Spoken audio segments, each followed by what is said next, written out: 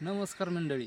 तर 4 ते 5 रुपयाने पेरू गेल्यामुळे महाराष्ट्रातील पेरूवाल्यांची जी अवस्था झालेली आहे मी ती तुम्हाला दावणार आहे.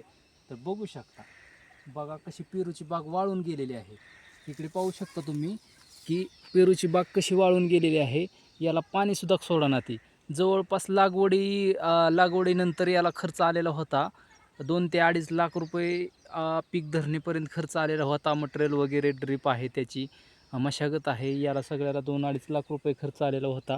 आणि त्यानंतर फॉल बसविण्यासाठी तब्बल याच्यामध्ये 2.5 ते 3 लाख रुपये लाखाचा फॉल बसलेला, म्हणजे 2.5 ते 3 लाख क्वांटिटी बसलेली फॉलची. आणि तो झालता जवळपास 3 ते 4 लाख रुपयांचा फॉल झालेला होता. आणि 3 ते 4 लाख त्याचे, आणि पहिले 2 धरले तरी 5 लाख रुपयाचं नुकसान सोसावे लागले या शेतकऱ्याला. आणि शेवटी 4 ते 5 रुपये किलोने पेरू जात असल्याकारणे पेरू असा सोडून दिलेला आहे. आणि याची खूप वाईट परिस्थिती झालेली आहे. तुम्ही पाहू शकता कशाप्रकारे हा पेरू सोडून दिलेला आहे.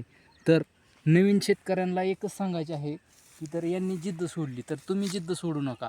याचबरोबरचा जो पेरू होता, जो जानेवारी हंगामला धरलेला पेरू होता, तोच पेरू आज 70 रुपये किलो चाललेला आहे. आणि हा जो पेरू जो होता तो एक 4-5 महिने आधी धरलेला होता. याच्या टायमिंगला जास्त बागा धरल्या कारणे हा पेरू आहे तो 4-5 रुपये किलो गेला. पण हाच पेरू जर यांनी जिद्दीने चिकाटीने करून पुढल्या वर्षी जानेवारीत धरला असता, छाटणी वगैरे करून जानेवारीमध्ये धरला असता, तर नक्कीच याला किमान 70 रुपये नाही तर किमान मी म्हणतो एक 30 रुपये जरी दर रेट गावला ना, 30 रुपये रेट गावला, 10 टन पेरू निघाला, 3 लाख रुपये झाले.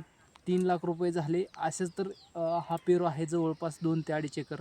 2-2.5 एकरात किमान एकरी 10 टन निघाला तरी 30 टनाचे झाले आपले 9 लाख रुपये झाले. खर्च निघून 1-2 लाख पहिल्या वर्षी शिल्लक राहिले. खूप झालं.